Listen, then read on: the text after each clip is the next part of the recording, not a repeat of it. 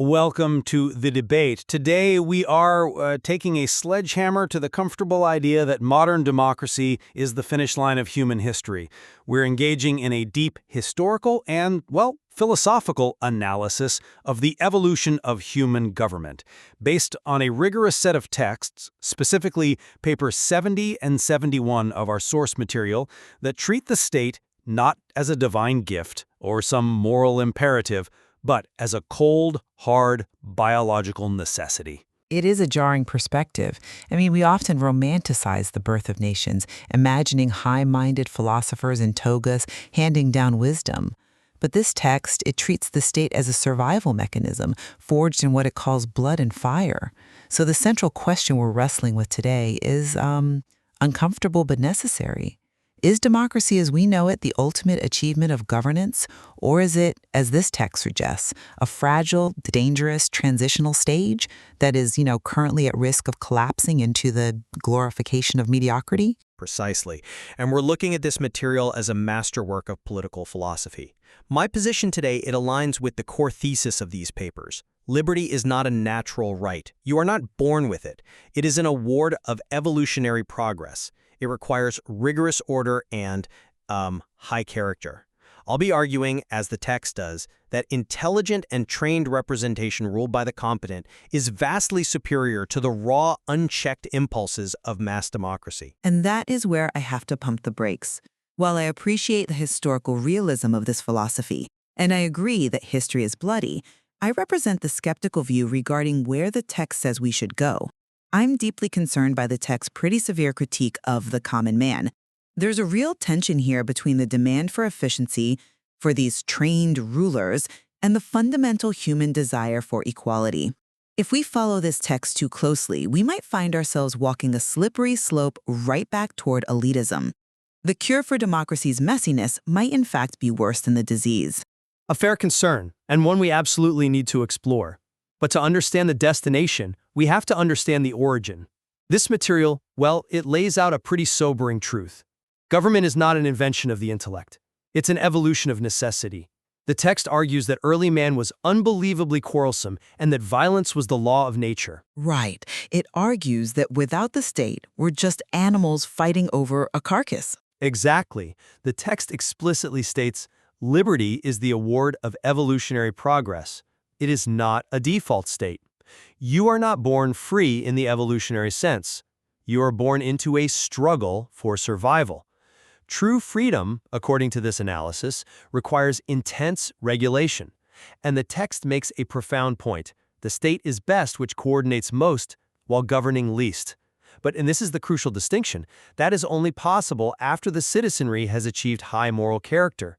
Until then, regulation is the only thing standing between society and savagery. I don't dispute the history. The text is very clear that the state represents society's net gain from the ravages of war. But here is where I get uneasy. It paints this picture of the 5 dangers of democracy, which I'm sure we'll get to. It explicitly warns about slavery to public opinion. That sounds like a dismissal of the collective voice. If we aren't listening to public opinion because we think it's retarding social progress, whose opinion are we listening to? The trained few? I see why you'd think that, but let me offer a different perspective. The text isn't dismissing the people, it's warning against the tyranny of the moment. But let's break this down systematically. We need to start with the origin story found in paper 70, regarding the violent origins of the state. You mean the idea that war was actually good, or at least useful? Useful is the precise word. The text asserts that war is the natural state. Government evolved to regulate antagonisms. But here's the controversial point you alluded to. The text argues that war was historically valuable as a school of experience. Why? Because it compelled arrogant individualists to submit to authority. Without that forced submission, without the fear of being wiped out by a neighbor, we never would have developed the discipline necessary for civilization. It's a tough swallow for a modern audience. We view war as a breakdown of reason, but the text is arguing it was the creator of reason, or at least of organization. It's about social physics. Early humans were solitary and suspicious. They wouldn't cooperate unless they were forced to. War selected for leadership. The strong led, the weak followed, and organization won over chaos. The text argues that this discipline, learning to follow a leader, was the very first step out of the jungle. I'm sorry, but I just don't buy that we should view war with any level of reference today. However, I will give the text credit. It does acknowledge that utility has expired. It says while war used to select for leadership, the strong led the weak. Modern war no longer does so. It kills the best and the worst indiscriminately. It calls modern war socially suicidal. Correct. And that's why the text demands peaceful substitutes. This is a fascinating concept. It suggests that industry, science, and social achievement must become the new fields where we expend that competitive energy. If we don't find peaceful substitutes to exhaust human energy, war will continue. We have to replace the battlefield with the marketplace of ideas and industry. It's the pressure valve theory of civilization. We have all this aggression, we have to put it somewhere. So on that we agree. Civilization is a thin veneer over savagery, and the state is what we built to keep the chaos at bay. But let's move to how we maintain that state. Paper 71 outlines 10 steps to the evolution of representative government. This section is the roadmap. It traces the progression from tyranny to freedom. It starts with step 1, freedom of the person. You can't have government if you have slavery, you just have a master and cattle. Then step 2, freedom of the mind, education. Step 5 is security of property. I'm with you on those. Those are the bedrocks of Western liberalism. But the friction starts when we get to the end of the list. Step 8 is universal suffrage. Everyone gets a vote. Most modern democracies stop there and say, we made it. This is the peak. This is justice. But this philosophy argues that is not the peak. That is step 8. There are 10 steps. The text implies that universal suffrage is insufficient on its own. In fact, it suggests step 8 without the final steps is dangerous. The final step, step 10, is intelligent and trained representation. And that's the rub. The text asserts that survival depends on electing only those who are, and I'm quoting here, technically trained, intellectually competent, socially loyal, and morally fit. Why is that controversial? I mean, we demand licenses for doctors. We demand rigorous training for engineers who build bridges. We wouldn't let a random passenger fly a 747 just because they won a popularity contest. Why should the machinery of the state, which affects the lives of millions and the future of the species, be run by amateurs? Because morally fit is subjective. A pilot's skill is objective. Can they land the plane? But who defines socially loyal? Who defines morally fit? History is littered with elites who thought they were the trained ones and used that justification to oppress everyone else. The text seems to suggest that just letting everyone vote, step 8, without step 10 leads to disaster. It feels like it's saying democracy is dangerous if you let just anyone run for office. I'm not convinced by that line of reasoning, because the text distinguishes between liberty and license. It explicitly states, democracy is a product of civilization, not of evolution. It is an artificial construct that we have to maintain, like a garden in a desert. If you stop watering it, it dies. If you have universal suffrage but the people you're voting for are incompetent, you don't have freedom. You have chaos managed by idiots. The final step isn't just letting people vote, it's ensuring the government is run by the competent. That's a compelling argument, and I understand the desire for competence. But let's look at the flip side. This philosophy doesn't just critique the leaders, it critiques the voters. This leads us to the 5 dangers of democracy listed in that same section. This is where the text gets really sharp. Danger number 1, glorification of mediocrity. It is a serious philosophical caution. It sounds like an insult, glorification of mediocrity. It asks us if the drive for equality inevitably drags everyone down to the lowest common denominator. It seems to suggest that democracy makes us resent excellence. If someone stands too tall, we chop them down. That is exactly what it suggests. The text argues that progress comes from the development of individuality, from the outliers, the geniuses, the innovators. Mediocrity seeks standardization. If democracy becomes a tool to force everyone to be the same, to punish success or brilliance because it makes the average person feel inadequate, then it destroys the very mechanism of progress. I come at it from a different way. I see standardization as a baseline of dignity, ensuring everyone has enough. But I admit the text makes a distinction. It says the right to rule is not enough. One must have the capacity to rule. But then we hit danger number 5, slavery to public opinion. The text claims public opinion has always delayed society. That is a harsh indictment. In a democracy, isn't public opinion supposed to be the king? That's an interesting point, though I would frame it differently. The text isn't saying public opinion is useless. It says it's valuable for preserving civilization. It acts as a brake. It stops us from careening off a cliff with every new radical idea. But it is retarding to social evolution. Retarding in the sense of slowing it down? Exactly. The majority is usually slow to adapt. They're comfortable. Progress often comes from the minority who see the future before the masses do. If those innovators are enslaved to the current public opinion, if they are afraid to speak or act because they'll be canceled or voted out, then society stagnates. The text warns that if public opinion becomes a tyrant, we stop evolving. So the argument is that the majority is the anchor, but you need the minority to be the sails. Precisely. And if the anchor is too heavy, the ship never moves. I can accept that tension, but the text goes further in its critique of the voter.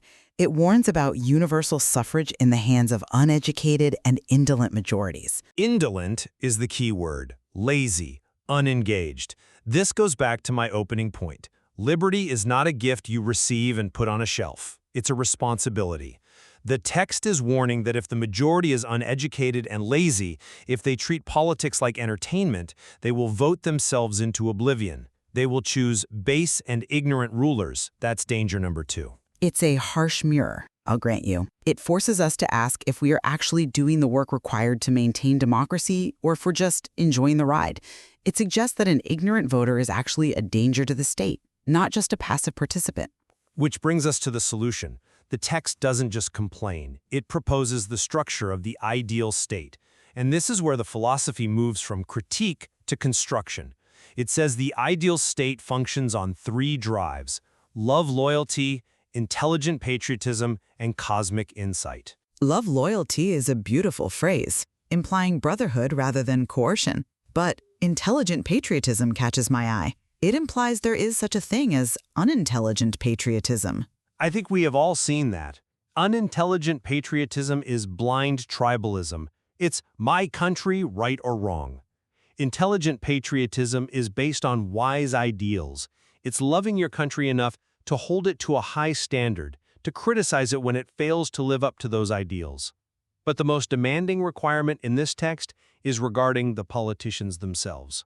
It says in an advanced state, political service is esteemed as the highest devotion. That is a far cry from how we view politics today. We often view it as a path to power, influence, or wealth, or a circus for narcissists. This text says it should be the highest devotion, presumably meaning selfless service. And it places the burden right back on the people. The text has a maxim that sums up my entire position. No state can transcend the moral values of its citizenry. I can't argue with that. You can write the perfect constitution, design the perfect system of checks and balances, have the most trained representatives imaginable. But if the people themselves are corrupt or indifferent, the state will be corrupt. Precisely. The ultimate argument of this history is that political structure matters less than the moral stamina of the people. You can't legislate goodness. You can't pass a law that forces people to have character. That has to come from within the culture. And that leads to the text's definition of freedom, which I found fascinating and slightly terrifying. It defines legitimate social evolution as liberty subject to group regulation. Liberty subject to group regulation. It sounds paradoxical. It does. We usually think of liberty as the absence of regulation. Don't tread on me. Leave me alone. But this text is saying that true liberty requires regulation. Because without regulation, my liberty to swing my fist ends up hitting your nose. In a complex society, total freedom is just anarchy. The text distinguishes between liberty and license. License is doing whatever you want. Liberty is acting freely within a structure that protects everyone. The text says liberty is the award of evolutionary progress. It means we have to earn the right to be free by proving we can regulate ourselves. If we can't regulate ourselves, the state has to do it for us. It brings us back to that tension between the ballot and the bullet. The text warns that public opinion is the basic and elemental energy in social evolution, but it must be nonviolent. It seems to be saying that we have to move from the bullet to the ballot, but the ballot is useless if the mind behind it isn't free. Freedom of the mind. That was step 2 in the evolution of government. Right. And the text says, unless a free people are educated, freedom usually does more harm than good. That is the part that haunts me. It suggests that freedom is actually dangerous in the hands of the ignorant. It's like giving a loaded gun to a toddler. Danger is the price of evolution. The text doesn't shy away from that. It says, it is not what a state is, but what it does. This philosophy is pragmatic. It asks, does the state coordinate? Does it allow for the development of individuality? Does it protect the home? If so, the form, whether monarchy or republic, is secondary to the function. But the representative form is the ideal because it engages the citizenry. It engages them, but it also judges them. That's the takeaway for me. This text isn't judging the kings and dictators of history so much as it is judging us, the citizens of a democracy. It's asking, do you have the character to be free? Or are you just enjoying the benefits of a system built by people stronger than you? That is the central question. This history text challenges modern complacency. We think we have arrived because we have elections and technology. The text says we are just at the beginning of a very long, very difficult evolution. We're barely out of the jungle, and the vines are always trying to grow back. So, to summarize the text challenge, it acknowledges that the critique of democracy is sharp, the dangers of mediocrity, the slavery to public opinion, but it serves as a necessary warning. As the text puts it, bullets must give way to ballots, but those ballots are weapons in their own right, and they require a steady hand. I agree. The masterwork here presents a clear philosophy. Liberty is not a gift. It is a responsibility. It's not a default. It's an achievement. And reconciling our debate, I think we can agree that according to this history, true liberty requires the twin pillars of order and character. Without order, you have anarchy. Without character, you have tyranny or the glorification of mediocrity. And the evolution of government is far from finished. We are still in the laboratory. Indeed, we are. It's up to the citizenry to prove they are worthy of the institutions they have inherited. A heavy thought to end on, but a necessary one. Thank you for listening to the debate. Thanks for joining us.